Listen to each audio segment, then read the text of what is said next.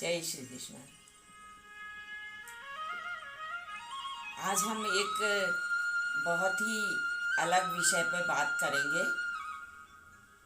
कि मोक्ष मोक्ष का समय और स्थान निश्चित होता है।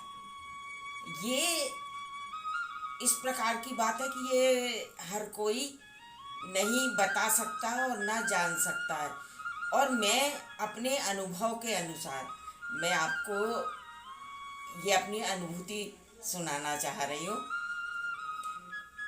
एक समय की बात है, दिवाली का दिन था और दीपावली के दिन घर में बहुत काम रहते हैं।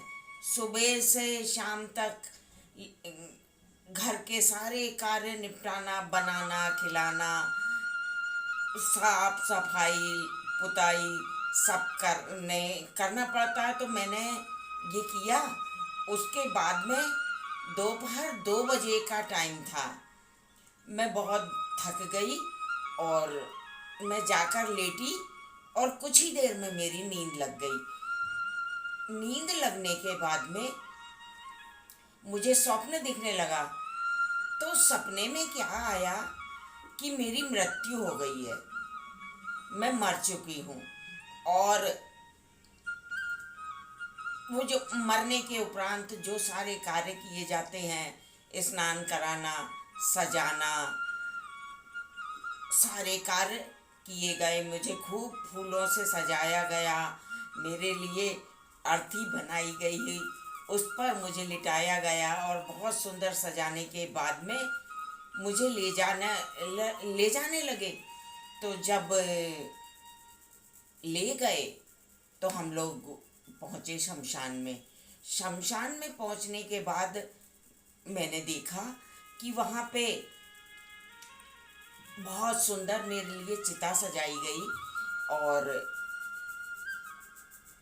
वहाँ पहुँचकर और उस चिता पे मुझे लिटाया गया। तो जब मैं उस पर लेटी हुई थी तो आग लगाने के कुछ क्षण पहले एकदम मुझे ऐसा दिखने लगा कि भोलेनाथ पार्वती जी के साथ वहाँ पे आए और मेरी चिता के बिल्कुल पास में खड़े हो गए। और शिव जी ने मुझे ऐसे करके उठाया, उस चिता पे से उठा लिया मेरे को और पार्वती जी से बोले कि इनके कान में जल्दी से अमर मंत्र फूंक दो। तो पार्वती जी ने मेरे कान में अमर मंत्र फूंका, मगर मुझे ये नहीं पता कि उनने क्या बोला, कौन सा मंत्र था और क्या था। मुझे कुछ भी वो चीज़ याद नहीं रही और बस मेरी नींद खुल गई। मैं शिव जी की हाथों में ही थी और मेरी नींद खुल गई। मैं बड़ी अचंभित हुई कि आखिर ये ऐसा क्यों दिखा, कैसा दिखा। बड़ा काफ़ी समय तक मैं उसके बारे में चिंता करती रही।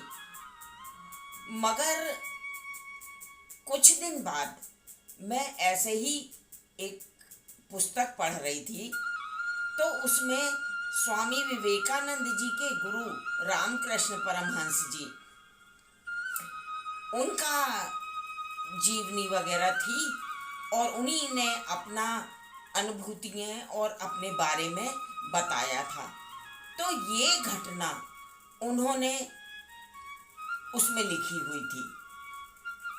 मैंने जब वो पढ़ी तो एकदम मेरे माइंड में यही आया कि ये बात थी, प्रभु ने इसकी मेरे को अनुभूतियाँ कराई। तो प्रभु की लीला ऐसी अपरंपार है। वो जो भी भोले मन से भगवान की भक्ति करता है और प्रभु का चिंतन करता है तो उसे संसार की कोई भी चीज़ ऐसी नहीं रहती जिससे अवगत ना कराएं प्रभु। और वो कराते हैं। तो मुझे ये अनुभूति कराई प्रभु ने कि अब जब हम सोचते हैं कि मोक्ष कैसे होता है, नाना प्रकार के लोग नाना प्रकार की अपनी अनुभूतियां बताते हैं और प्रत्येक व्यक्ति मोक्ष के लिए अपने अपने विचार देता है और संसार को बताता है कि मोक्ष क्या है, कैसा है। तो इसमें मैंने भी जो देखा वो अनुभूति मैंने आपको बताई। तो अपन जैसा सोचें कि पहले से कुछ मोक्ष का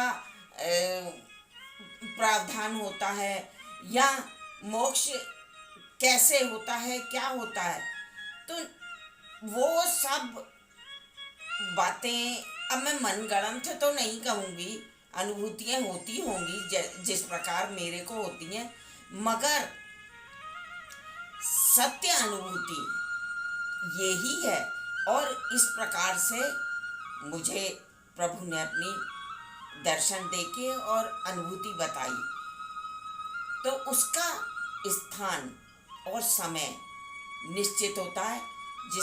जब व्यक्ति की मृत्यु होती है तो उसके प्राथमिक कार्य जो रहते हैं, उसको नहलाना, तैयार करना, सजाना, ले जाना सब होता है। तब तक के भी मेरे हिसाब से तो निश्चित नहीं होता है कि किसका मोक्ष होगा और किसका नहीं होगा। तो जब चिता पर लेटते हैं, जब व्यक्ति को चिता पर लेटाया जाता है, वहाँ शिव जी और पार्वती जी आते हैं और पार्वती जी अमर मंत्र फूंकती हैं कान में, क्योंकि शिव जी ने पार्वती जी को ही अमर कथा सुनाई थी और वो कथा के अनुसार पार्वती जी मंत्र फूंकती हैं और तब मोक्ष होता है। अगर आपको जरा सा भी ये मेरा वीडियो पसंद आए तो लाइक ज़रूर करें और सब्सक्राइब करें, कमेंट करें, मुझे बहुत अच्छा लगेगा। जय श्री कृष्ण।